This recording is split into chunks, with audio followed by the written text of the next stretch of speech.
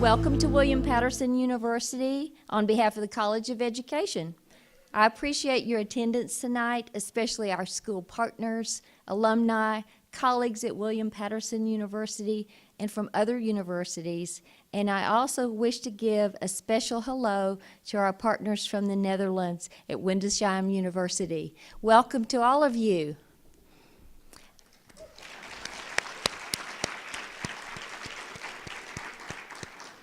I know that there are many important events competing for your attention tonight. The presidential debates, the Yankees game with Jason Verlander pitching for the Tigers, Yankees down 2-0. This morning I read an article in Educational Researcher which studied the consequences of international comparisons for public support of K-12 education by Morgan and Poppy. The authors found that people, when primed with questions about the United States' economic competitiveness with other countries, and when they were asked to rate how much ground the U.S. was losing in comparison to other countries, were much less likely to express their support for education in the United States. The authors went on to say that these educational reformers sometimes produce the unintended consequences of lessened support for education.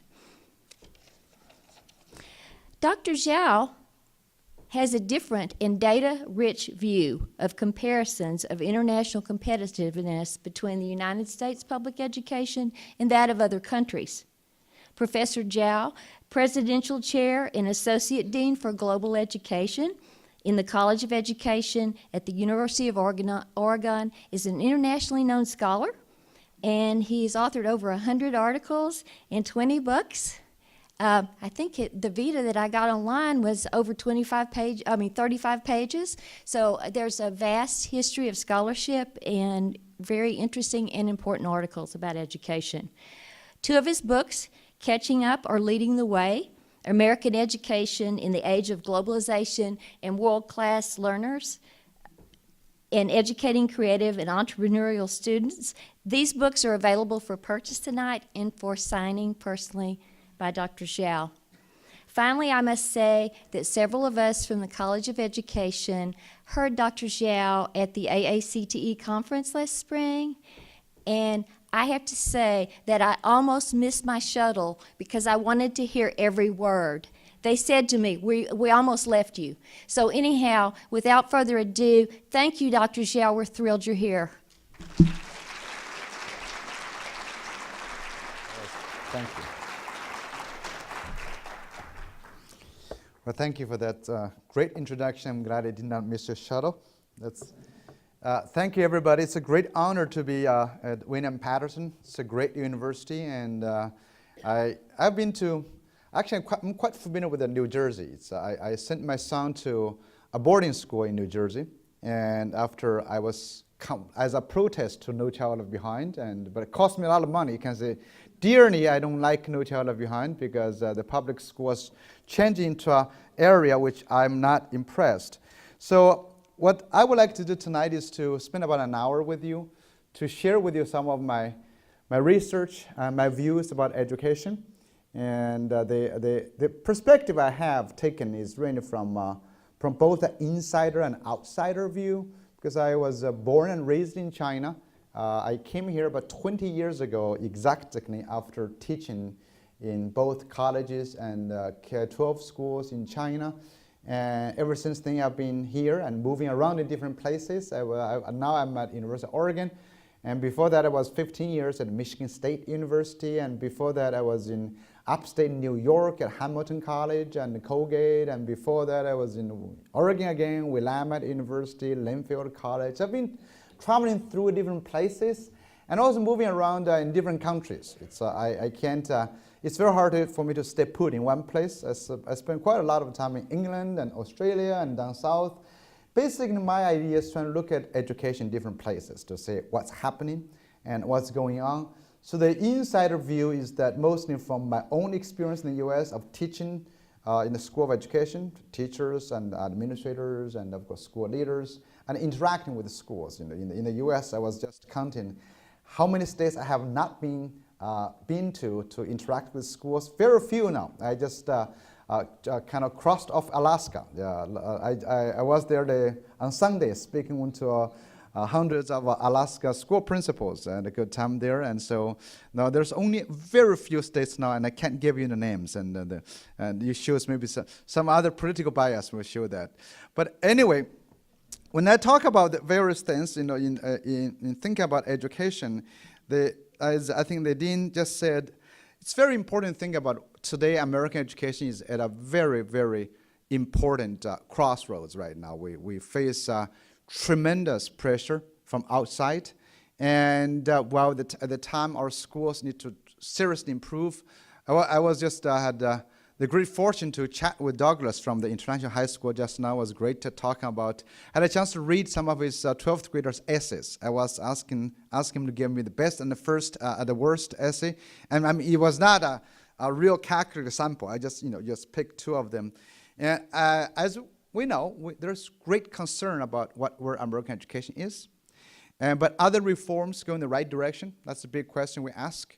And I always joke, you have produced one of the best-known education reforming governors, and Chris Christie, as everybody's known him, but we know, but not all reforms are good. You have to understand this thing, right?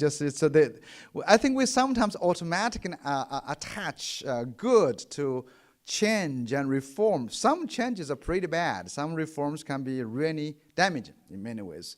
So I'm going to start talking about this tonight and share with you. Then we're going to have about 15 minutes to have conversations. I welcome any kind of question, and especially ones that you would disagree on many things, because I promise you to be provocative, tonight. If you don't like what I say, take it at your own risk. Okay, just not. Now, I will start with some kind of simple. I got a few pictures I want to ask you. I've been showing this for the last year or so at various places and different countries and asking people for their response to what this picture is. This is an interesting psychological assessment. Now, this is a picture I took at an airport in Cape Town in South Africa several years ago. It's painted on the wall. I was waiting for the luggage, and it's an advertisement of a product. So my question is that what kind of product you think this is? GPS. Okay. Any other guesses?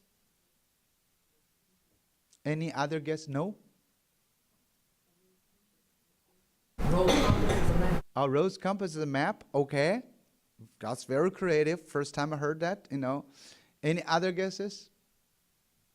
Yes, please. Urinary problem. Urinal problem. All right, that's getting very creative. That's very unique. That's emergency room. Okay. Hospital. You guys are very creative people, and I've been trying to get answers from different places. Seriously, it's a culture reflect. Different states have different answers, different culture, and the most popular answer, most interesting answer I've got is from Australians, the educators down there. As a nation, every time I show this, the first answer is not GPS. It's Viagra, they said it is. Now, I want to ask you, can you say the connection?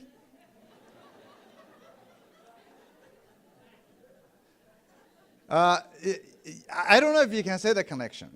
If you think it's Viagra, do you continue to think it's Viagra or hospital? Do you continue to think it's are you kind of eliminating your choices now in your mind? You probably go now think it's truly GPS. It is GPS. It's very interesting to get the answers to this. But my interest has more to do with when they show this picture to a different cohort of people. There's one group of people always think it has to do with education reform, education change. They think it's they feel like, you imagine your governor or other governors in their cabinet meetings. Maybe they're not doing these things. How do we improve education? They said, okay, let's pick any, mini, minimal on this one. I'm going to try this. Sometimes it does feel like that. I know we have students here who have not been in the field, but we have a lot of veteran educators and parents. You probably know this. Every few years, we have some new strategies.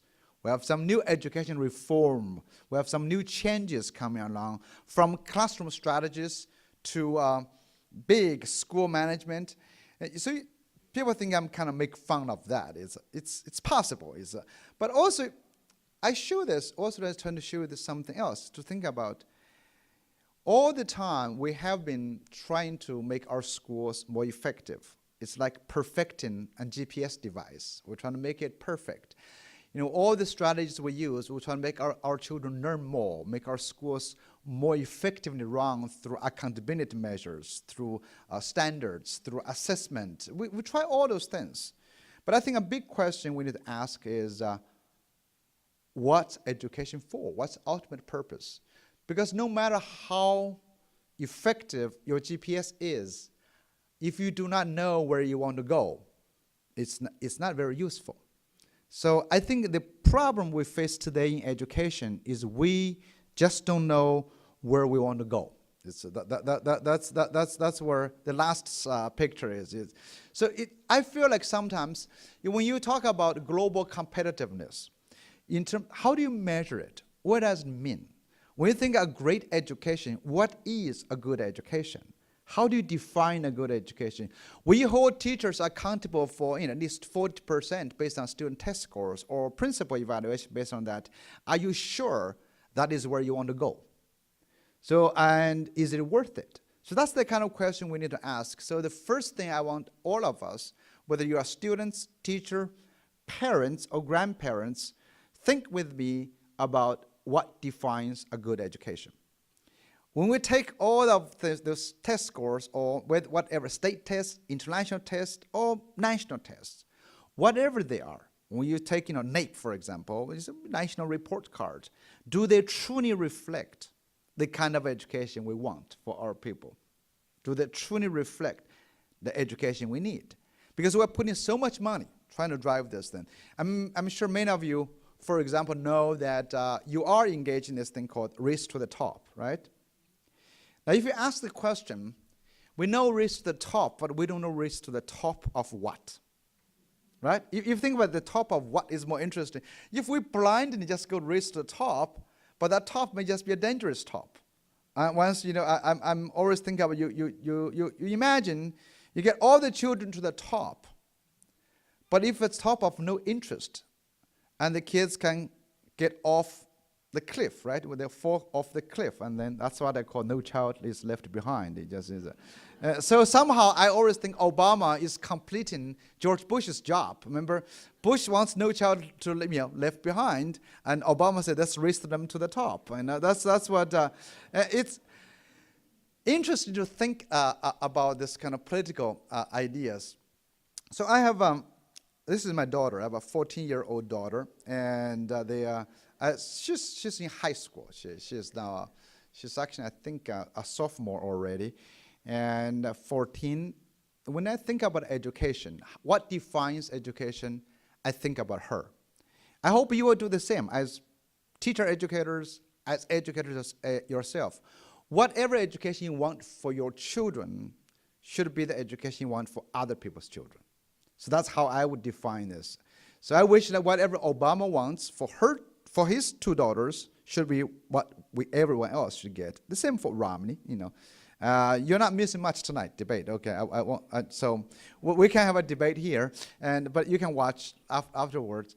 Now, I also have a son who is 21, who is in college right now at University of Chicago. He's the one who came here in New Jersey, down at Petty, Hightstown. That's where the Petty School. And then he's going to graduate next year. He's the third year. So the question for me is going to really become serious because he's spent a lot of my money. You can see all this. He's got new, just imagine the years, 3 years in New Jersey, flying around and all this. And he spent a lot of public dollars too. He was in Michigan public schools for so many years as well. Now, I have to come up with a decision to say, have I got him a great education? Or has he got a great education? What would the criterion be? So I've been thinking a lot about this, and I think I've come down to one thing. I've given up all these great dreams now, we've had for him when he was younger. When you have a 3-month-old, you have great dreams about them, right? Now he's 21, so my criteria has narrowed to, in June 15th, 2013, when he graduates, get this then, he does not come back to my basement. And that's what I call success. And I've been advising every school, if you run a school, you should put as your mission, as keep your children out of your basement. That's better than what Obama has, college and career ready. It's not, you can be ready for college and career, but they will still come back to your basement. That's still not working. Now what I want them to be out of my basement. That's much better reform, a goal. Think about that. It's actually not very easy. Because out of your basement means financial independence.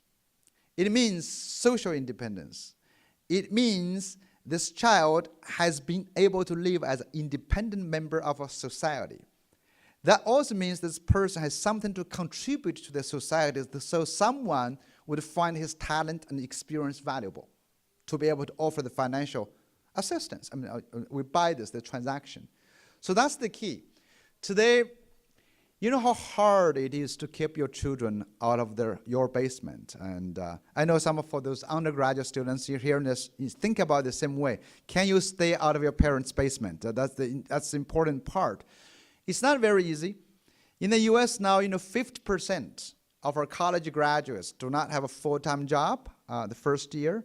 Some of them, even when they have a full-time job, so-called full-time job, maybe a chemistry major, mopping the floor at a Walmart.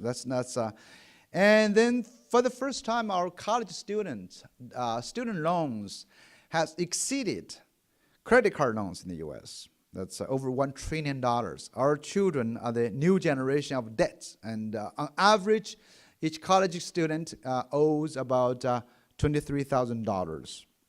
This is a global phenomenon, lack of jobs. So what can we do? What can education do to solve that problem is the big challenge we all face today.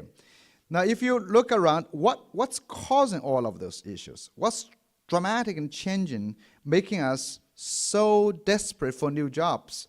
There are several factors. One of the big factors is simply we have too many people. By the way, let me just going to show you some of the things. The slides I used tonight, except those pictures, they will be on this website, so you can download the slides. I probably be able to do that tomorrow. You can download the slides. You can also follow me on Twitter as well. I remember last time when the president was debating, I was trying to tweet about them. I hope they were saying more about education, but they found that they all agree on education is important. That's all they agreed upon. And I couldn't tweet anything interesting. And now, I think it was the dean mentioned about the last book. Some of you have been reading that. A lot of the things I talk about today is the theme of this new book. It's also this new book answers the question I posed. If your children are global, creative, and entrepreneurial, they will stay out of your basements. And they may just come back for a nice visit, but truly they will stay out of it. So it's global, creative, and entrepreneurial. That's what we think. Why do we need globally competent, creative entrepreneurs? That's the question. Because we are facing a completely new economy. The debate right now, if you want to stay current with the debate right now, the political debate surrounding one big question, the disappearance of the middle class. If you notice, both Romney and Obama are talking about jobs. Jobs is that, what do we think about the jobs is a big question. We think that both of them think somehow China has to do something to do with it. That's why you look at the campaign slogans. They're basically trying to show who hates China more. I don't think that's going to work. It's in essence. So they all think China has something to do with it. Now, what's the reality about the whole thing? Yes, China has something to do with it. It has to do with how economy changes. As we know, we can't predict the future. But Saudi Arabia oil minister said something really interesting, I think very insightful. He said, the Stone Age did not end because they ran out of stones. And if you remember that, that's a beautiful saying about the future. That is, nothing stays the same. As you know, technology, globalization has accelerated the pace of change in the whole society. But we have not had time to rethink the new opportunities that has brought us. When you have, when you enter the age of the bronze, do you really want to go back to make stone tools? That's the kind of things. So while we kind of amidst the time, those stone tool cutters were making a lot of money. We'll call those middle class, and people cut stones. Now you got the bronze makers. Why don't we think about what the Bronze Age can bring us? But we're still thinking, trying to save in jobs from the Stone Age, in essence. Now, what's the new things that's forcing us of losing the middle class jobs? The first thing is we call cheap laborers from other countries. Simply speaking, we are in the age of population explosion. If you look at this diagram, since 1900s, we have seen the addition of 1 billion people on Earth almost every 2 decades, less than every 2 decades. 1 billion. That's a lot of people.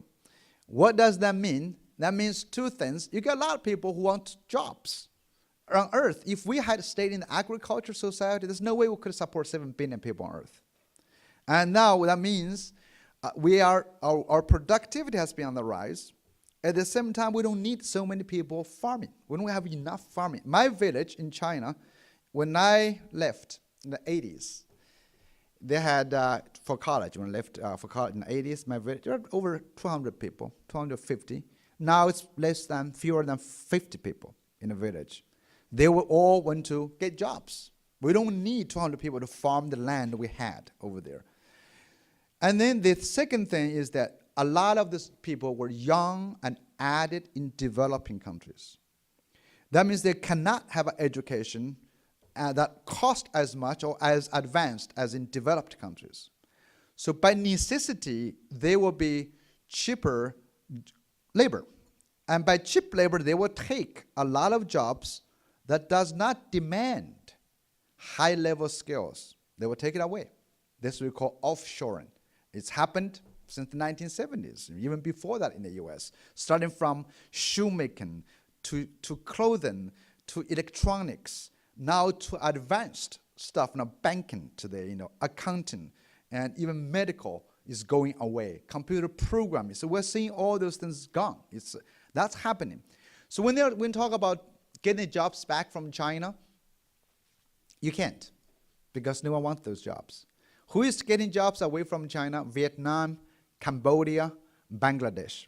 They offer even cheaper labor price in that sense. So that's the first thing we're facing right now. We have a disappearing middle class. The traditional manufacturer jobs are disappearing quickly. But there's also another reason which we tend not to talk about, which is the rising productivity because of automation. You know how many jobs have been taken away by machines? You may not think much about that's actually more jobs taken away by machines. Imagine the jobs eliminated by the ATMs in our banks. Remember we used to have bank tellers? I bet a lot of young college students don't even know those people existed, right? In the next 10 years, actually not even 10 years. When you go to airport, do you say how many people actually check in right there? How many jobs have we eliminated at those airlines? Just simply they check in at home on internet and online. Now imagine the manufacturer jobs we have lost. Factories used to employ, like say, Indiana, Ohio, Michigan, thousands of workers. They only need several hundred of workers. The productive rise is by 6 folds in less than 100 years. What used to take 6 people to do in the 1910 can only require 1 person in 2005. That means we have 5 people we don't need. That's the basic things. So what you see is this, is the decline, the steady decline of middle-class jobs. Those middle-class jobs were in the manufacturing sector. We call them mid-level scale jobs. Think about the UAW. I was in Michigan. Michigan used to be great. Detroit, actually. Detroit used to be great. Detroit nearly 1 million people in the 1950s. Now how much do they have? Several 100,000 people. It's just declined.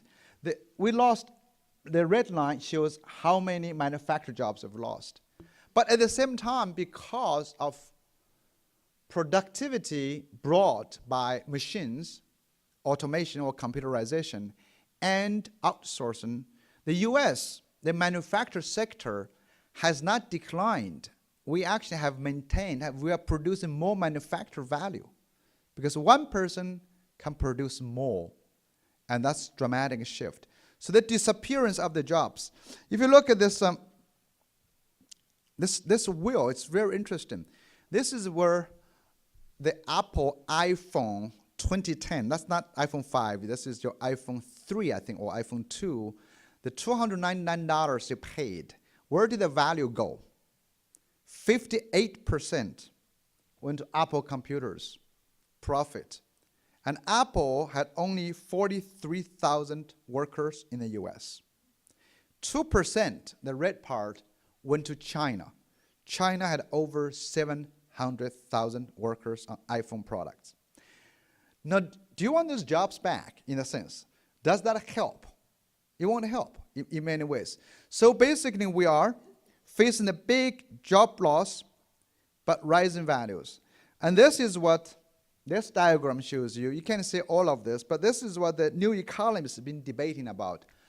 America seems to have gone out of the recession because corporate profits is on the rise, GDP is growing up, companies are investing, but everything recovered except jobs. You still see the debate. Is the 7.8 true? And there's a lot of argument about the statistics. By the way, I've been trying to dig into the statistics. It's so hard, it's very hard to understand because a lot of people don't look for jobs anymore. A lot of people have their own kind of shop. A lot of people are running as freelancers. So that number is hard, but what this number is better to understand is the red line. The red line shows employment to population, the percentage. So how many people think they're employed? This is about 58% of the workforce in the US. So everything else is going up, jobs are going down, and this new phenomena is called the hollowing out of the US economy. Hollowing out means the middle is disappearing, the top and the bottom is growing, which has to do with another phenomena. America has always been losing jobs, but we have always been creating jobs. What's interesting is that the new ideas, new ventures, new enterprises came in. Normally, they do not need factory workers. Think about Facebook. Does Facebook need factory workers? No. Facebook doesn't need factories. Facebook is, at one time, I hope you do not own Facebook stocks. It's not doing very well. But on the day of its IPO, Facebook was a $100 billion enterprise. They had fewer than 1,000 workers. Imagine that. They don't create a lot of jobs. And now, imagine this one. They think about General Motors. General Motors is only $35 billion. This is actually quite shocking, right? Actually, General Motors makes things we can use. Facebook makes nothing we can use, but it's worth more, right? General Motors has more jobs, hundreds of thousands of jobs, but Facebook doesn't do, but Facebook is worth more. And can you imagine also, of course, Apple Computer, the world's most, the wealthiest company, it ranks, I think, 25 in terms of GDP for a nation. It's wealthier than actually Saudi Arabia. What does it make? It makes nothing, right? You don't need this stuff. We still make them. And they don't employ a lot of people. So our trouble today is this. The traditional middle-class jobs, the manufacturer, repetitive, routine jobs are gone. Not only manufacturer, the typical accounting. Do you still see tax lawyers, accountants in the shopping mall? You know, you don't see them anymore. Remember that those, when they come in, they used to do those things. You don't see massive employers. People become smarter.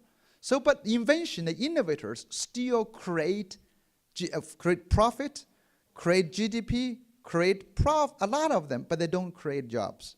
So the individuals who are creative, who are highly skilled, are in high demand. We actually have a lot of jobs, need those people, but we don't produce enough of them. However, Mark Zuckerberg, the creator of Facebook, he still needs to drink coffee and eat. So he still employs people who can mop the floor and bring him coffee.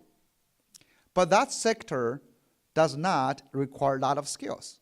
So that's what they call hollowing out or bipolarization of the job market. The middle is disappearing, the top is growing, the bottom is growing. Now the big challenge for all of us as Americans, as educators, to think, what are we going to do with the middle class? America as a country has always relied on the middle class. And now, of course, big policy discussion, should we just tax the top 10%, have them given more and just manufacture new middle class? What are we going to do? Or how do you grow the economy? Basic answer is what I would argue is we need the new economy to be built on all creators and entrepreneurs. Human society has always relied on entrepreneurs and creative people. But for a long time, a lot of those people can come by accident. Creativity and entrepreneurship have never been required of everybody. Because one Henry Ford was enough to create a factory to hire millions of people. And we got one Thomas Edison, that was good. We got one of them. We don't need a lot of them. If we had too many of them, it's trouble. I was thinking about entertainers, the same thing. William Shakespeare, every few hundred years we got one of them, that's good enough. Otherwise, your English class will be too big, right? Too hard to teach. We got too many William Shakespeares, that's hard. So this has to do with both the necessity for creative people. If Mark Zuckerberg is not creating jobs like Henry Ford, means everybody has to create jobs for themselves. The second thing is that the new economy is creating opportunities for all of us to become entrepreneurial and creative. That's not only the necessity, but also new possibilities of what this can do, can help us. Well, the new possibilities is like Richard Florida would call, we have gone through not an economic recession, but an economic resetting. We have reset a new economy. So the new economy is rest upon the idea that recognize this great, that jobs in the future, anything we make, we manufacture, takes on a global distribution. Different places will offer different advantages. And different places supply different kind of talents. That's where education comes in. Different education system will produce different kind of abilities. And now, with that said, what kind of new opportunities do we face today? What brought us? Just look at this one little diagram. This is the growth of GDP globally, not only in the US. Human beings, you may think today we don't make enough money, we never make enough, but we are much better off than hundreds of years ago. Okay, that's we have, especially since 1950s, the invention of the computer chips, we are making a lot more money than before. When you make a lot more money, what happens is we enter a different age and we consume different products. Then we need people to make different products. In the 1900s, 100 years ago, in the US, I think the average household income was about $800. We spend 7-8% of that on necessities. Necessities, clothing, food, and shelter. That means a lot of industry has to do with making those things. A lot of people were in agriculture making food. A lot of people doing the basic things, doing shelter, housing, clothing. So that's the industry. Today, 100 years later, in the US, the average household income is about $56,000. I bet it's more than that now. That's about 5 years ago, that data. And we spend less than 50%, less than 50%. Now we have another $28,000. What do we do with the $28,000? This is what Daniel Pink calls the age of abundance. When you enter the age of abundance, you consume different goods. Especially today, I look at some of you, this is the classic story I tell, but people may not like me, but I will say it anyway. I saw a lot of beautiful bags here. Women, men carry those beautiful bags. You don't buy those bags for $500 because of its function. You bought it because you like it. Functionally, it doesn't hold as much as a plastic bag, just the same thing, right? Just functionally. Why would you carry those beautiful bags? You like it, right? So now imagine this thing. We talk about Facebook, talk about iPhone. When I come to the US from a village in China, my village is the age of necessity. When I come to the US, is the age of abundance.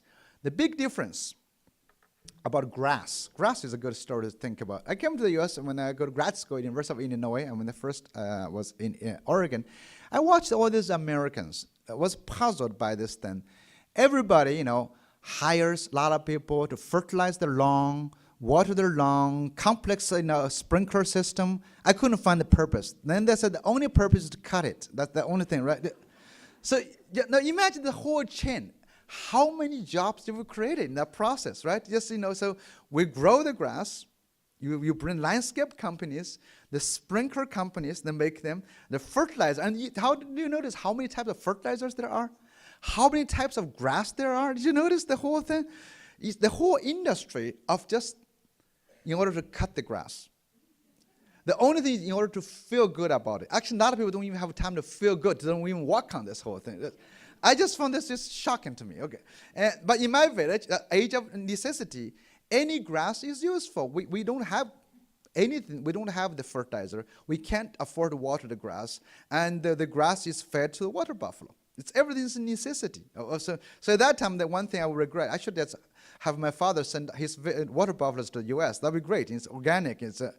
Now the other thing, similarly, think about the jobs we create in the age of abundance.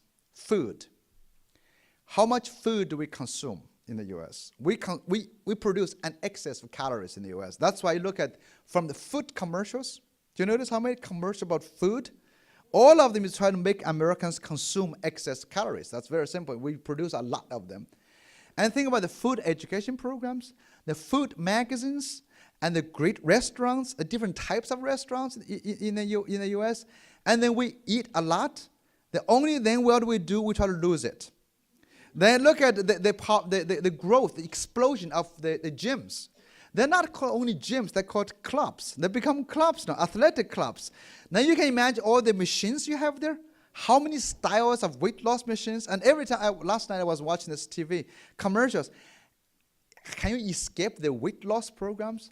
Billions of dollars in instant. And then if you go over to the gym, and you have to think, you be conscious about what kind of gym clothes you wear. Think about Nike, all the different shoes, and then the music you produce, the TV, the ambience, all the organizations. Just look at these two things. In my village, you're all worried about how to just not to starve. You just think about this whole thing.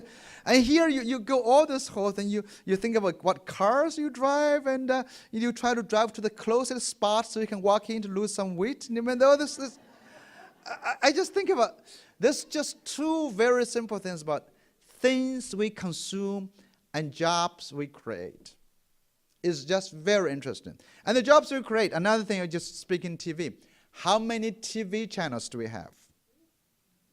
I was on the airplane. They said to have over 500 channels on direct TV.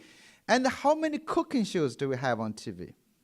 Cooking shows. Can you imagine cooking shows? People cook, and you found that interesting? You found that it as entertainment? So now, but all of those things come to for you to think is really one thing. What talents become useful?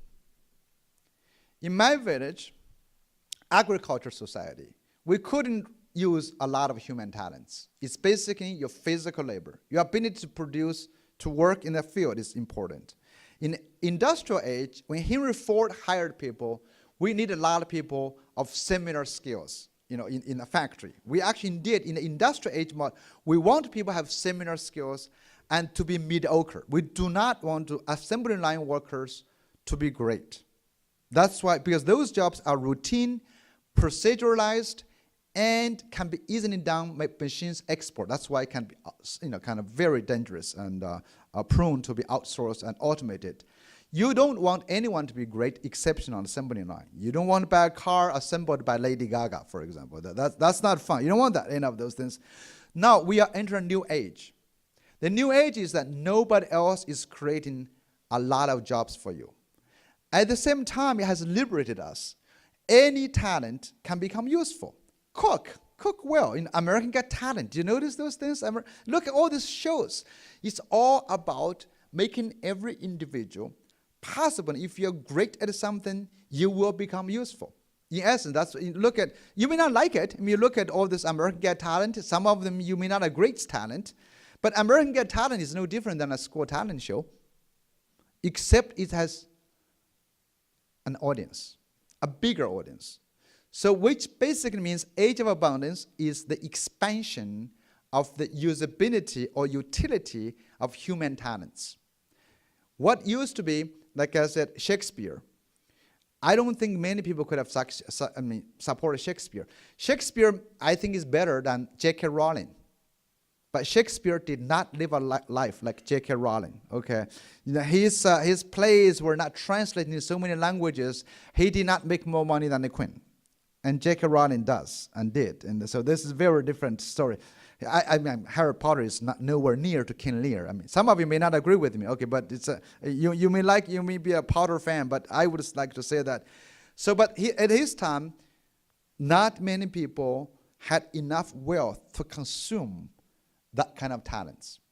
Today is different. How many songs are there on your iPad, iPhone, Android phone? How many songs are there on iTunes? Remember those things?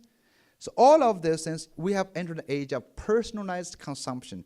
We are consuming goods and services not for physical survival, but for spiritual and psychological desire to make us.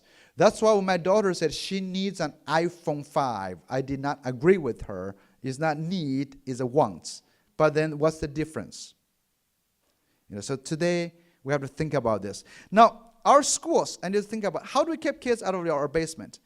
This is what we have to think about coming back to see. Our schools traditionally have been preparing employees. All our schools, we have been trying to prepare people to work in the factory. Now we need to change that. We need to change from preparing employees to prepare entrepreneurs, preparing job seekers and finders to job creators. There are opportunities to do so. There's necessity for us to do so because nobody else is doing that. So for all of us, from universities to schools, we need to cultivate what I would call entrepreneurs. And entrepreneurs is a spirit. And right now, I mean, there's a book called LinkedIn. The co-founder of LinkedIn, Reid Hoffman, just wrote a book called The Startup of You. The Startup of You. Trying to talk about how entrepreneur spirit is required of everybody. You need the spirit. Whether you are starting your own business or not, you need the spirit. And not only that, you will need the spirit because entrepreneurship today penetrates every sector.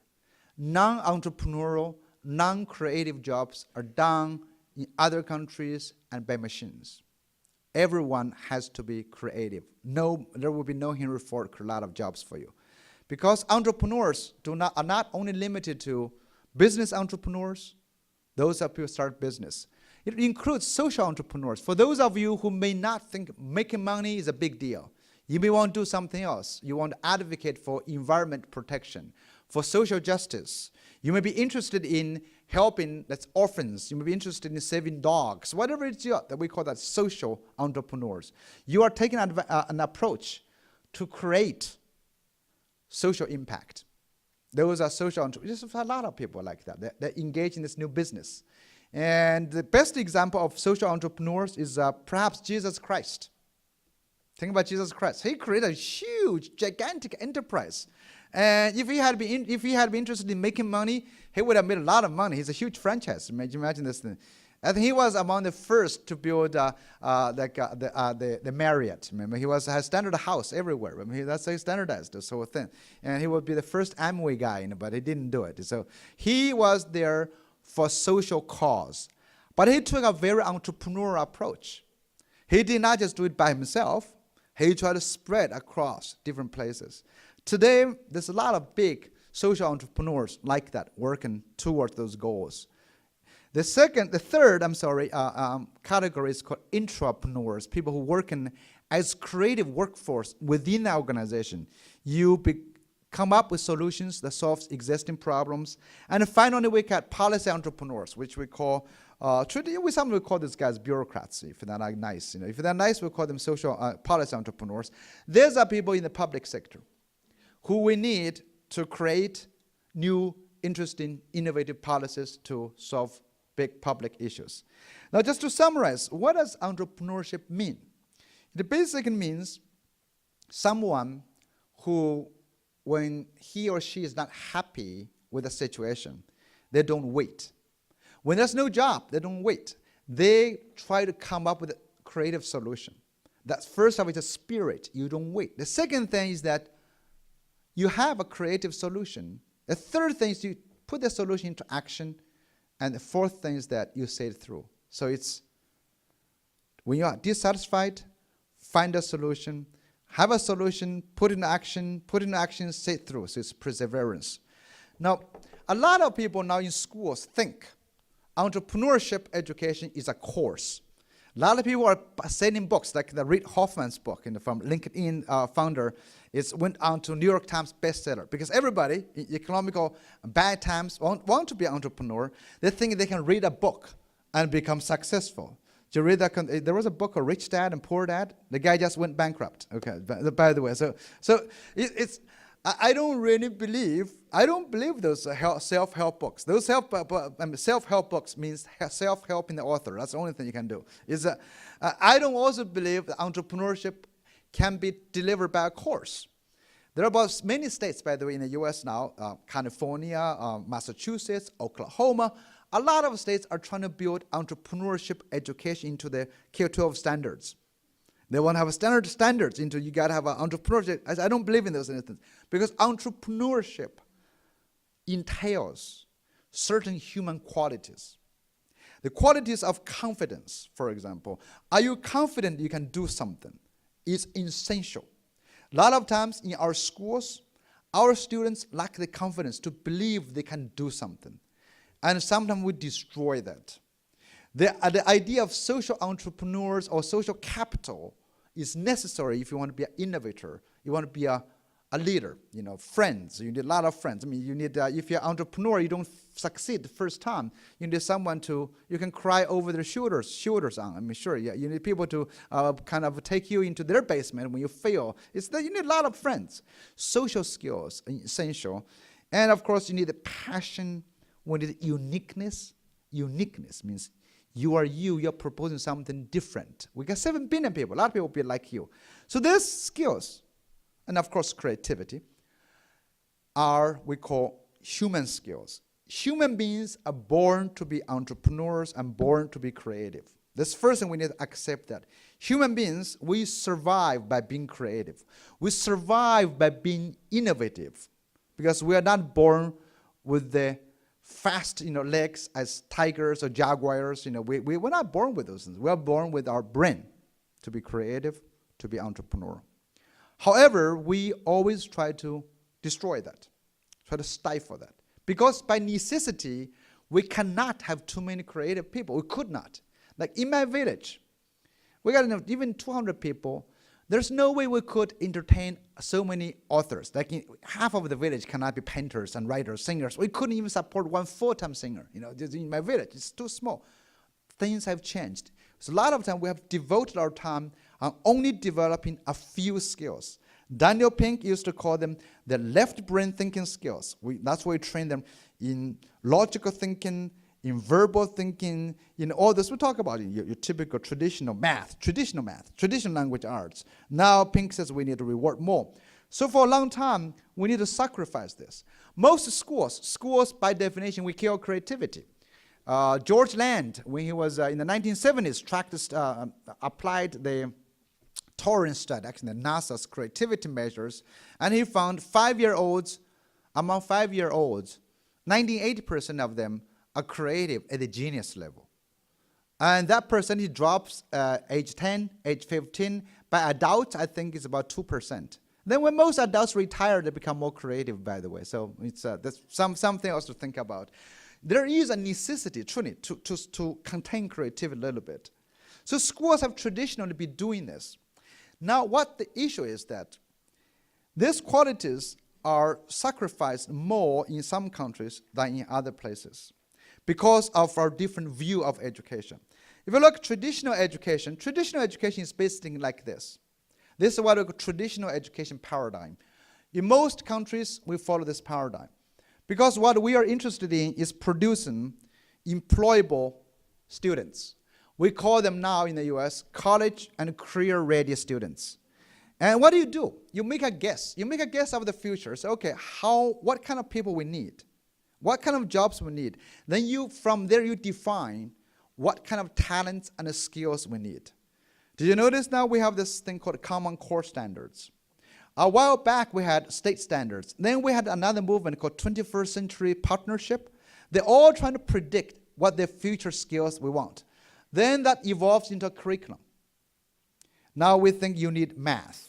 We think you need algebra 2. We think you need advanced calculus. We do those prescriptions, those employable skills. Then we make schools produce them.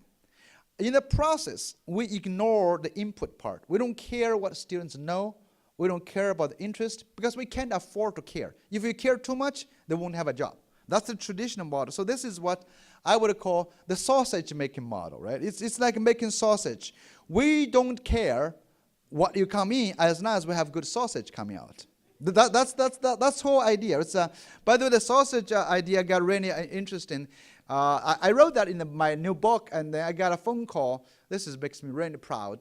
From a few weeks ago, when I got home, on my voicemail at home, I got this message from an individual, Mort Schindel. You may not know who he is, but you will know he's legendary. He was the one who brought all of us Captain Kangaroo, TV shows like that, where the wild things are. He is the one who founded, I think, the Westwood Studios, who has converted over 500 children's stories into movies and video programs. And he still is alive. He's 94-year-old. He's 94. So he read my book. He called me, and we chatted on the one. And then he told me a story of a sausage making machine. And because he said, I was using your story, he was joking, 40 years ago about this. Then he sent me a picture of a sausage maker. I just put it on my Facebook. It's quite fun. It's very interesting to think about. So this idea of a sausage making is really about standardization.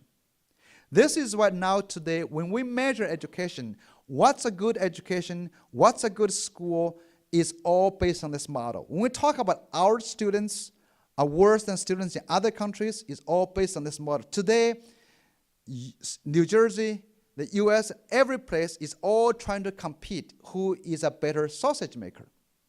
That's all we've been trying to do. That's all we're trying to measure who is more effective at making sausage. That may be right. Maybe if you were in the 1900s, if you need a lot of people knowing the same knowledge, that would be great. But that's wrong. Because in this process, in this new age, we need everyone to be creative, to be entrepreneurial. That's not going to work. For example, so I'm going to show you some quick data for you to think about this issue, about global competition, about what makes good education. For example, look at the first thing is that about side effects we need to think of. Education produces sometimes bad effects on people. Don't think every education you give is good. It's like medicine. You take some medicine, every medicine, when it cures you, it can hurt you. There's no medicine that just delivers a cure. Everything is something like that. Education, we know the same thing.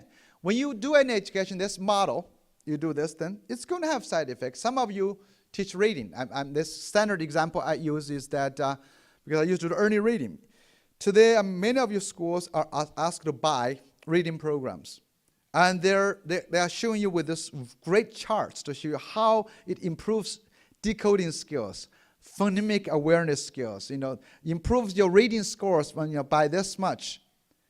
But I can guarantee you those products should have a warning sign that could cause permanent damage to reading interest. Right? They should have those things.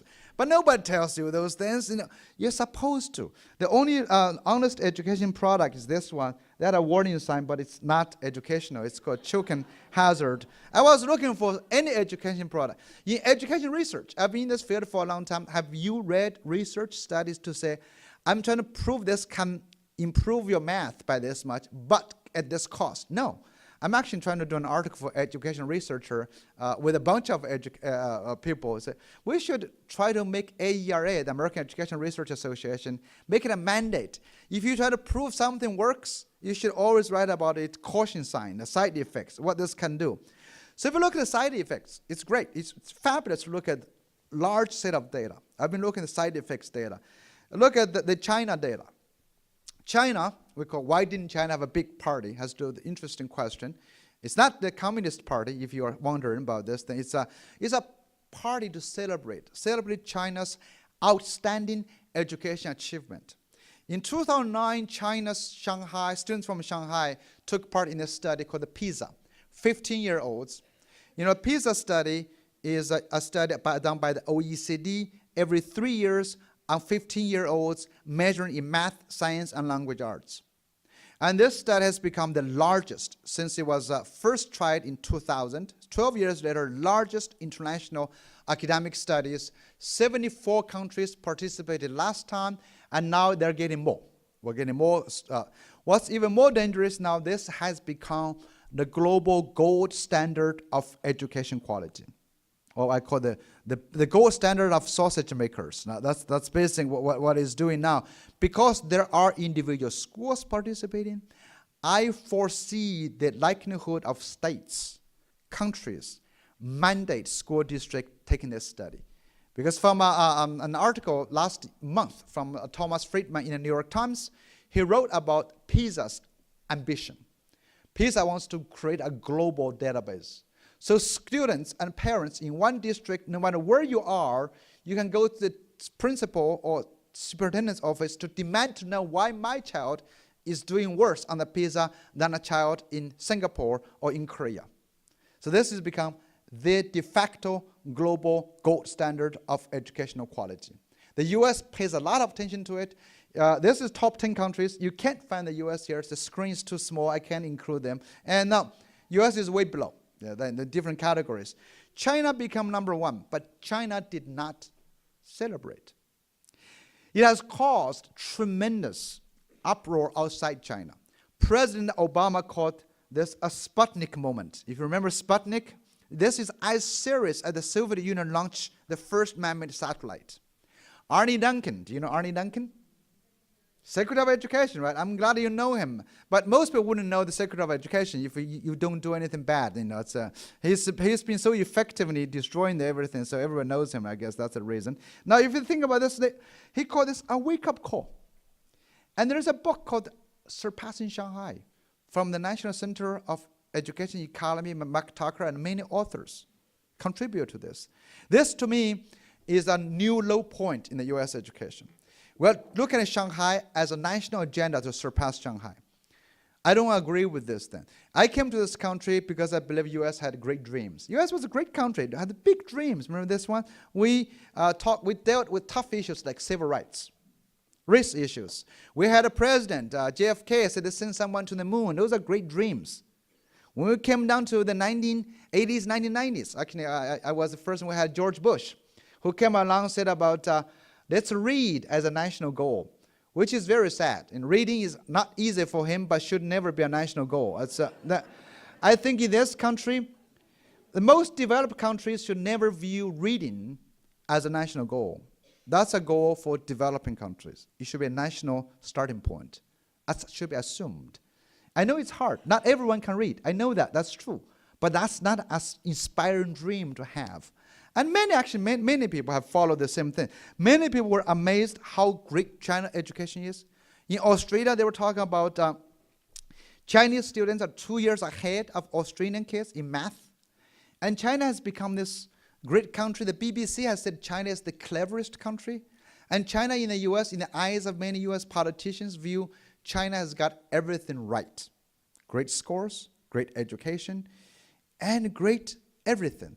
There's a governor next door, Ed Rendell. You remember that, Tim? He was the two-term governor in Pennsylvania, and he was so unhappy a few years ago with the Philadelphia's football team postponing its game because of winter storm. He said, basically, he was thinking Philadelphians, the Phillies have become too soft. And he went on radio and talked about this. And China was used in this one. Has nothing to do with China, but he just dragged China in. This is what he said. He said, we've become a nation of wussies. The Chinese are kicking our butt in everything. That's what he said. If this was in China, do you think the Chinese would have called off the game? People would have been marching down to the stadium. They would have walked, and they would have been doing calculus on their way down. Now, that's a very interesting quote. You think about everything, you think China is great. And in England, Michael Gove, their Secretary of Education, said, I'm happy to confess I'd like us to implement a cultural revolution just like the one they've had in China. I mean, he probably doesn't know what cultural revolution meant, right? He said, like Chairman Mao, we've embarked on a long march to reform our education system. You know, Chairman Mao, I thought many years ago, people were condemning Mao as a dictator. Now I said, we want to become like Chairman Mao. So this is getting really interesting. China apparently has a great education system that everyone outside China admires and envies and wants to emulate. Not the Chinese. The Chinese did not celebrate. The Chinese got worried. The Chinese, think, of course, it's great to have something on number one, but behind the number one, they did not celebrate because they have their own concerns. President Wen Jiabao said, we need Steve Jobs. We need entrepreneurs because China is losing jobs that require cheap labor to other countries. But then people say, you cannot have Steve Jobs because your education system stifles them. Your education kills them. So Kai Fu Lee, a Google vice president in China, he himself an immigrant from Taiwan, then went to Tennessee, Columbia, then Carnegie Mellon, has been working in China for a long time to stimulate innovation. He said he basically said that the next Google and Apple will appear, but probably not in China unless it abolishes education system. So it's very interesting to think about the side effects issue. So you got the best education, the worst education. Then you have other questions. And the second question really has to do with what I call the model minorities. I've been studying this for quite a while now. The model minority, the term was invented a while back, is a racist term actually, to deny the existence of racism in the US. It refers to the Asian minorities. Somehow, through some way, they said, well, look, the Asians made it. How come other minorities cannot make it? That's really a racist term, but I can spend a long time explaining this. But don't worry, the term today only refers to Asian students. Still use this way to say. Asian students, in general in the US, most public schools do extremely well academically. And those schools try to import Chinese students to help them meet the AYP, right? You can outsource. You should all outsource your testing to China. So these kids will do great to help you meet the standards. Then, internationally, looking at NAEP data, the Asian kids outscore all other minority groups, outscore everybody. And then you look at Asians, the outstanding academic achievement. Remember last year, the book called the Battle Hymn of the Tiger Mom, remember the Tiger Mom book? Sold very well in the US because it says somehow the Asians knows how to educate their children.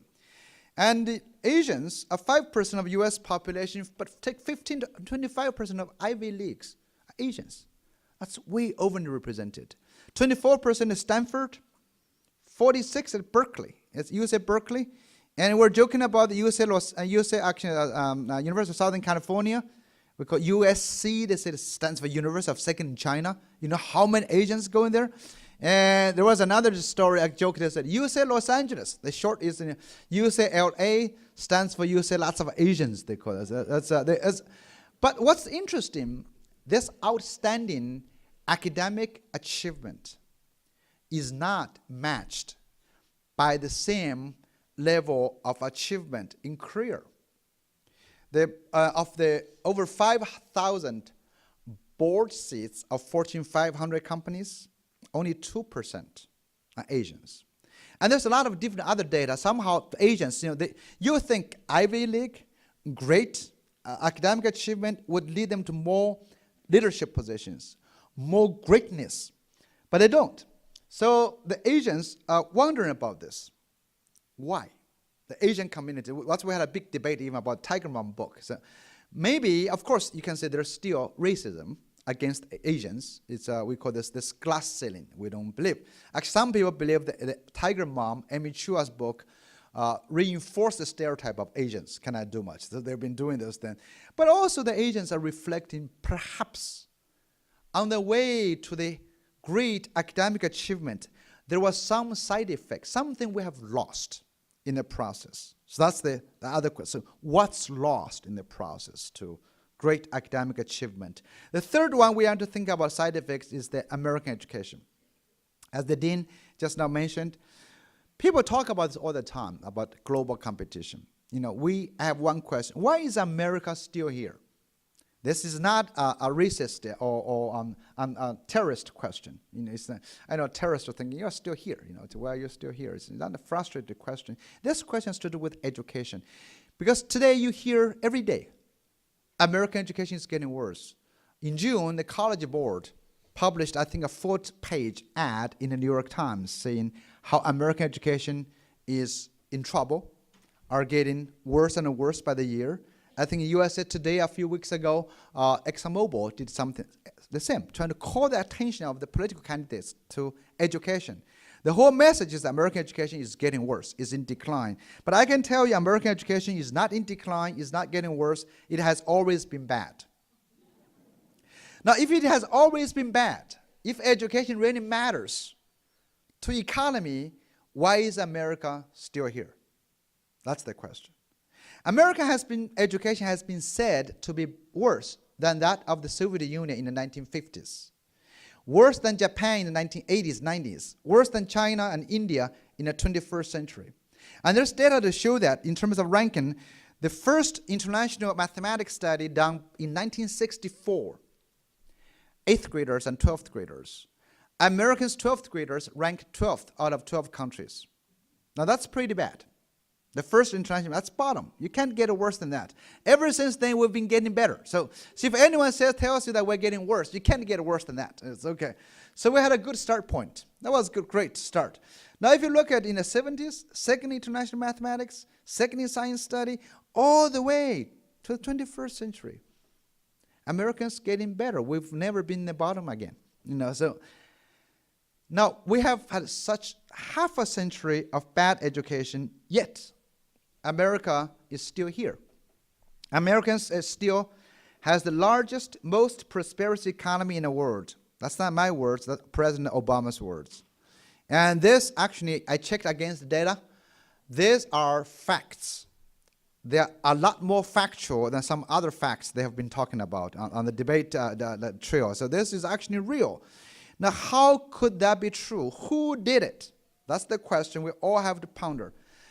If we have been producing bad students, bad scores, bad schools, why they haven't destroyed American economy? Who saved the economy? I mean, I'd like to think it's me, like the immigrants, people like me. I think I've done it. I've done some, but I couldn't have done all of this. You know, okay, now, immigrants make a huge contribution, but not in a decisive way in many ways. So what happens? So here are some quick explanations and what can we do to keep our children out of our basement. Remember I talk about the confidence? Americans somehow, as a bad sausage-making machine, produce more confident, more entrepreneurs. So I went back to look at some of the data. 2003 TIMSS data, Trends in International Mathematics Study, used to be TIMSS, Third International Mathematics Study. As usual, American students' math scores ranked way below Asian kids. On the same study, there's question about confidence and enjoyment. They ask question, the simple question is that I usually do well in math. Agrees a lot, agrees a little, disagrees a little, disagrees a lot. Simple 4-point scale. You can imagine where American students are. They're really bad in taking the math test, but they're very confident. They think they can do very well. So American students outranked everybody else in confidence. Okay, they're more confident than everybody. And it's like you think about math. It's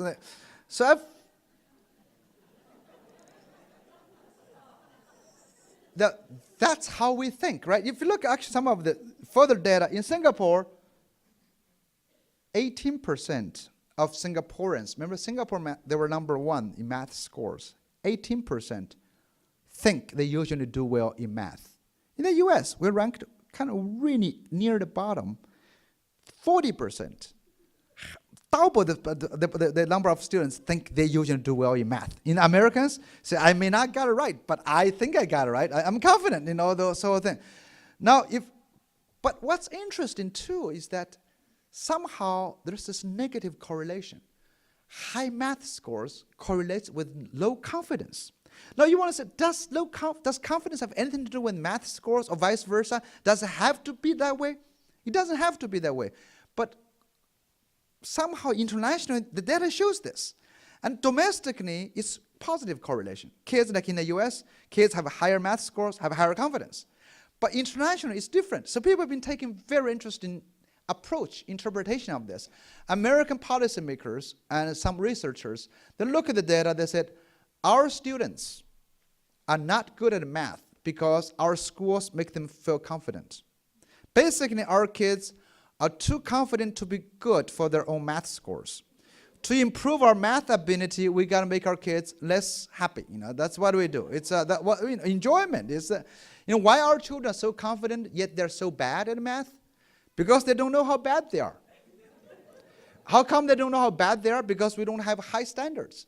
When our standards are not demanding, not rigorous enough. So let's add more to our math standards. Make them do this, make them frustrated so they will eventually know how bad they are. That's what we call the Common Core. Everything is along the standards movement since the 1990s is all built around this idea. But I said, well, standards is not enough. We got to give them tests. And we have to rank them. Tests traditionally give them A, which is not interesting. I get an A, I get a C, I get a D. Doesn't matter. But now we have this bell curve kind of ranking. Remember those things? Children, your children, you're at what percentile? 10th percentile, 59th percent, So you really know when you go to the grocery store, if you rank 37th and 37th percentile, you say, oh God, 63 people are better than me. That should teach you some humility that will improve your math scores. That's the idea. So that's what we're doing in the US, changing. The Asian countries taking the opposite. Actually, they are reducing the math content, reducing the emphasis of testing. They want to preserve confidence, and which is the foundation of creativity and entrepreneurship. So that's just to show you this thing, it's actually true. There's another set of data called Global Entrepreneurship Monitor data. Countries with higher math scores, which is the red bar, have lower entrepreneur capabilities, perceived entrepreneur capabilities. They're actually lower. And if you run through this, entrepreneur capabilities and entrepreneur activities are negatively correlated with various Pisa scores. So this shows somehow on the way, as I said, you lose something. You lose confidence. You lose the ability to believe you can be entrepreneurial. You can do this. And then the next explanation is that I like this kid, has confidence. He can do it. Yeah. Now you have, the next one has to do with Lady Gaga. I can't find a picture that's appropriate for you, for this community. But Lady Gaga is a fascinating story to think about. She is worth over $100 million. $100 million is about the value about several and tens of thousands of Chinese peasants, actually. She can buy up many of my villages, okay? But yet, she is completely useless in my village. Now, I take Lady Gaga back to my village and talk to my father, discuss about Lady Gaga with my father. My father is still in my village. He's 85, he's illiterate, he can't do any of this stuff. So I asked my father, how useful would Lady Gaga be? Not very. We talked about this before. In my village, if my father was writing the Common Core standards, and the only subject that would be useful would be handle a water buffalo. And Lady Gaga won't be able to do that very well. And I can, so I left the village, okay. Now imagine any time when you prescribe content through curriculum, when you prescribe knowledge and skills, you automatically exclude others. That's the thing we forget. When you think about emphasis on No Child Left Behind, on literacy, you automatically exclude something else. That's why I've been an adamant an opponent of the Common Core standards. Sometimes people ask me, why are you so opposed to Common Core standards? Are you opposed to standards? I said, no, I'm not. I said, I love the Common Core standards if they are not common or core. And it would be great. You just go for that. Because when you define common and core, then you have uncommon. In my village, we define water buffalo handling as common. The rest are not important. So this is the same thing. If you judge a fish by its ability to climb a tree, you will believe it's a stupid fish, right? Now, I think in our system, in a sausage making process, you basically are saying those people who are not going to become a sausage are useless. The bacon, no, forget about the bacon. You may make a great piece of steak in the New York strip. Forget about you. You're not good sausage material. Then you're done.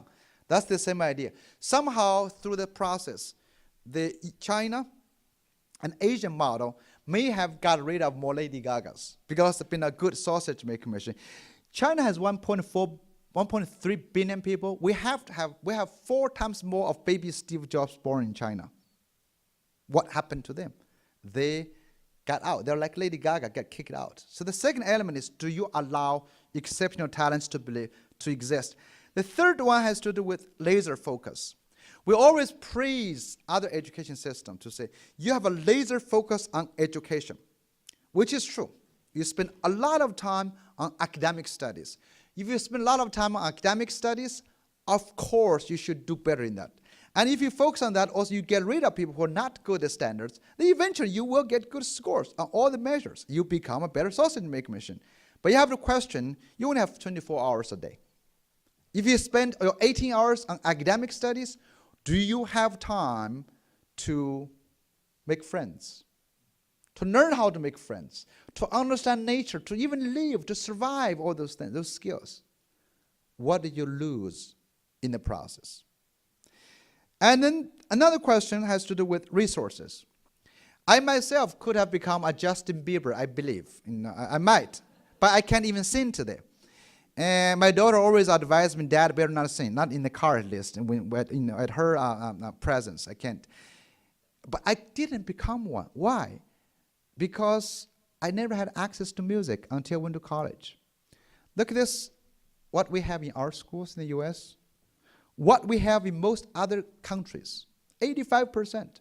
If you look at this data, I can tell you this, in this one, you have a chance to become an inventor of maybe the next iPhone or Facebook. I doubt you will be able to invent the Facebook in these classrooms when you don't even have access to those things. But by the same token, this can be a better sausage maker because there's fewer distraction. Do you notice one? We don't have to do any of this. There's a lot more distraction. And if you only care about scores in math and literacy and testing, music, arts, all are distractions.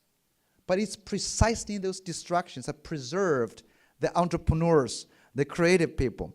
So I want to just summarize to think about this one is, in essence, if you look at different data, American education has traditionally been a bad sausage maker. So we don't compare well with others.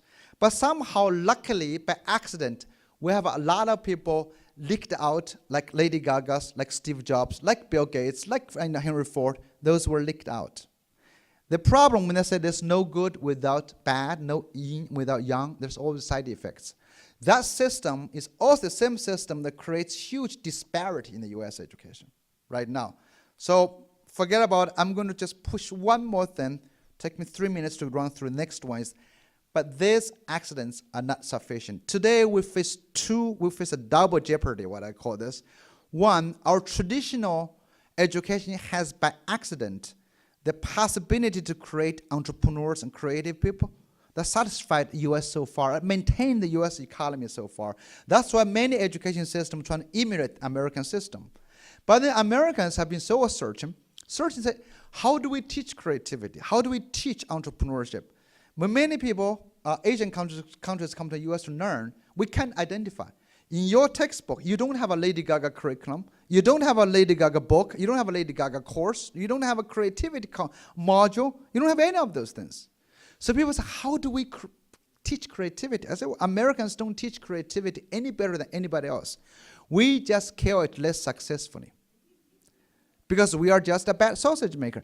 Now, but our reform today, our education reformers from the federal government to the state government is all about trying to fix the broke sausage making machine, make it a better sausage making machine. At the time, we need to break it apart. So that's the first jeopardy, first danger of us. We are trying to plug the machine. We're trying to build a perfect machine that will produce students or workers for the 19th century. If we were fixing this like 100 years ago, I would not protest at all. Okay? So we luckily had those accidents. We're fixing the accidents, making it worse. While we actually even need to do more to take advantage of the accidents, build on the strength, to build a new paradigm to truly make everybody a creative entrepreneur. So in my book, I say a lot more about the new paradigm. The new paradigm is built on 3 elements, but overall mission is to change education from preparing standardized workers to individual entrepreneurs. And the individual entrepreneurs is very simple. So in our curriculum, in our school, whether you are in international school, wherever you are, you should start with the first change, curriculum. The curriculum change should become what we call, believe if Lady Gaga is useful, anyone can be useful.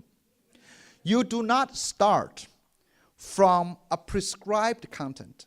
Education is not about instilling or imparting what state or other wise people tell you the children should know, because their future is so undetermined. You should always start by what the children have and build on that. Education is to enhance their strength, not fix their deficit. Personalizing your education experience. Every school can do that. The second thing is that not only personalizing, you have to make everybody great. A school, you are just being unique is not enough. You have to be great. Everyone has to be great in their own way. And how can schools help children become great? That's where I use the example of Austin's butterfly, thinking what schools can do. Greatness basically comes from 3 things. Time. You got to spend a lot of time. People, I think some people were talking about Malcolm Gladwell's and outliers. He popularized the kind of general idea about 10,000 hours. The second thing is not only, you have to think about, in order to spend 10,000 hours, you have to have passion. The third thing is that 10,000 hours of experience should be different from 1 hour repeated 10,000 times. We call good coaching. That's good teaching. You know, have to revise. So Austin's butterfly, Austin's a first grader. Did this great thing. If you have first grade teachers think about it, it's great. 7-year-old. That's his draft. He starts from there, over here. This is what schools can do. In 2 weeks, if you can help children become great in their own way. This demands us to, my second element of the new paradigm is called product-oriented learning. That means you have to engage children in multiple revisions, spend time, peer review, and a desire to become great. So following the child doesn't mean do whatever they like to do. Actually, you hold them accountable for what they do. We need to turn the table around. Learning is the job of the child, not the teacher. And you are there to help them. I mean, after all, if a student can Google everything you want them to learn, why do we need a teacher? The teacher is there to inspire, to give them a reason to go forward. And finally, we need to think about globalize our campus, to use technology to bring resources globally and use technology to expand students' products. When they make products, they have to make it for somebody. If they want to learn to become an entrepreneur, they are learning to satisfy other people's needs by being good. So if I can use my talent, my knowledge, to make something that can meet your needs, that's what an entrepreneur is about. And you're willing to spend time and money for this. Children need to learn about this. So ultimately, entrepreneurship is to creatively meet other people's needs through working, through learning. That's what we do. So the whole model come together is a 3-component. Student autonomy in the schools. No matter what kind of community you are in, impoverished, poor areas, no matter how poor they are, the most important recognize help children believe they can learn, they can make a contribution.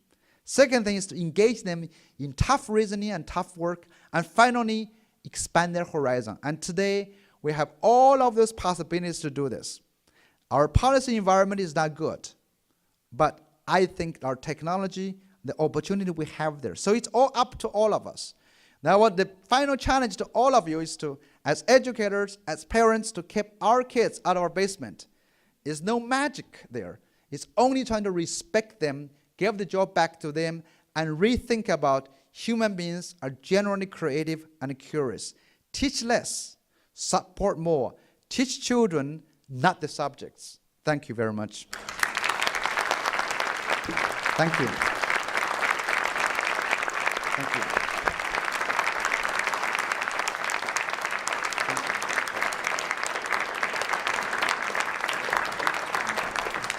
We have time for just about 2 questions. Is there anybody in the audience who has a burning question? Yes, please. Thank you. The issue of Khan Academy, virtual learning communities, can you respond to those in relationship to this? Yes. I think a lot of online resources popped up, including Khan Academy, a lot of like Google resources. There are some better ones than Khan Academy, you know, I mean, I don't necessarily endorse the way that he teaches math, but it shows something precisely for this reason. I think in every school needs to rethink about what we can do.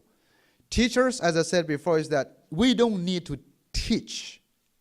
We need to create an environment. You know, the movement called flipped classroom is going on a lot. I think every school needs to rethink about what happens.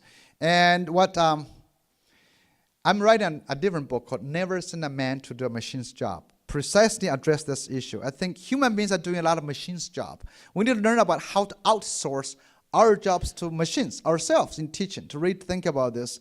This is a project I'm doing now at the University of Oregon. It's called OBA. It's related to kind of like Khan. What I'm trying to do is to make existing public schools global and online, not to rely on online for-profit companies or rely on something else. I believe our public schools have a lot of great teachers and things to offer. And so this is OBA, it's OBA, OBA word. It's, don't ask me what OBA stands for. It's basically 3 letters that's pronounceable universally. That's what I'm looking for, okay? You can make sense of it in any way you like. It's an online teaching platform, online learning platform, and online portfolio system that I'm doing at the University of Oregon. But what I'm doing, I'm giving out to schools.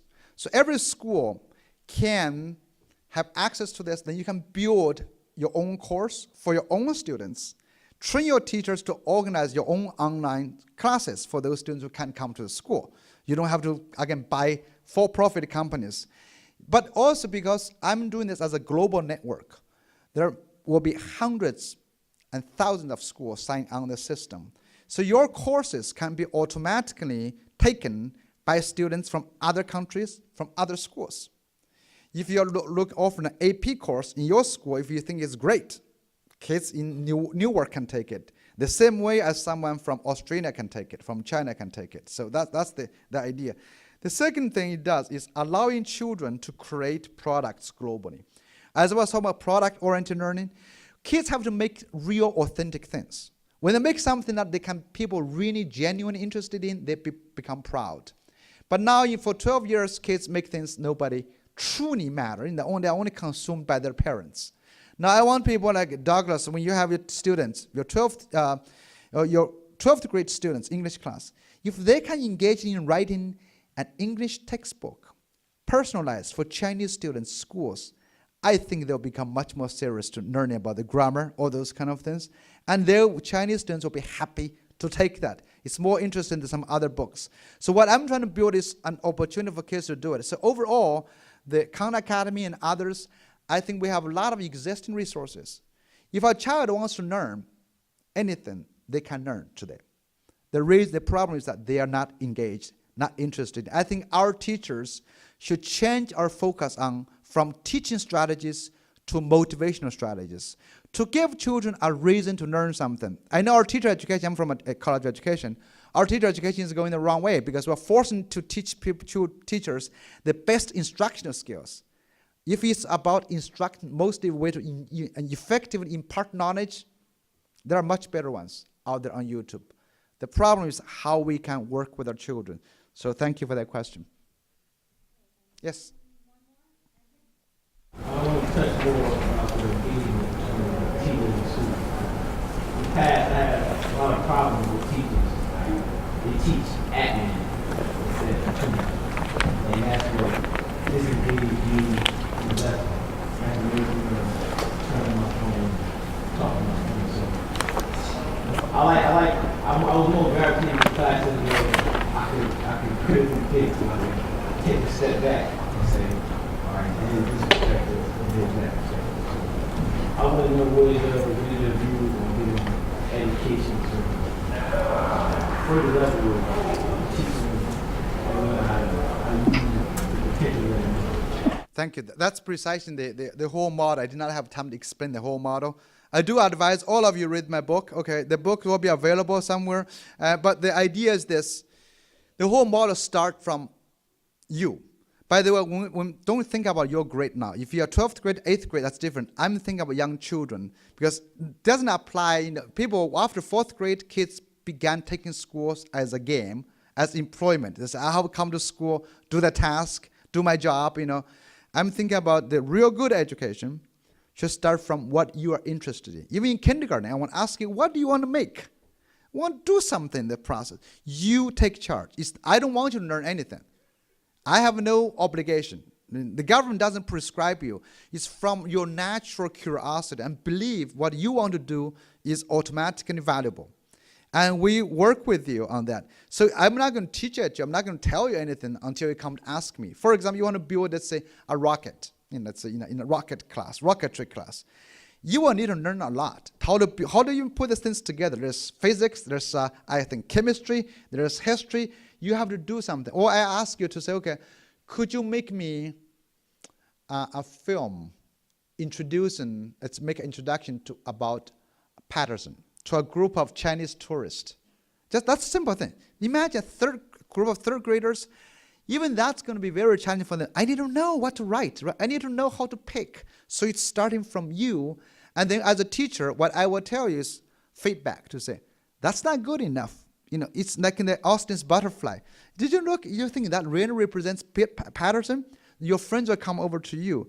So the whole idea is that it's always product driven. Every year, I want every kid to make a big product that's genuinely useful to somebody.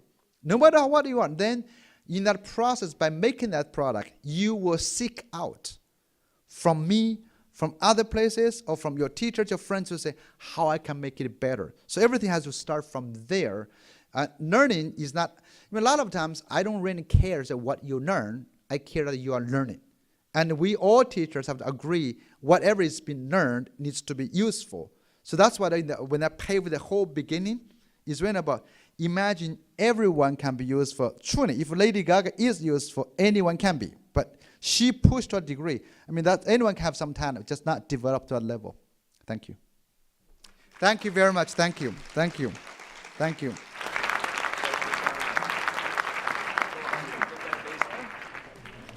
I want to thank especially Dorothy Fiola and Felicia Earle for going to great efforts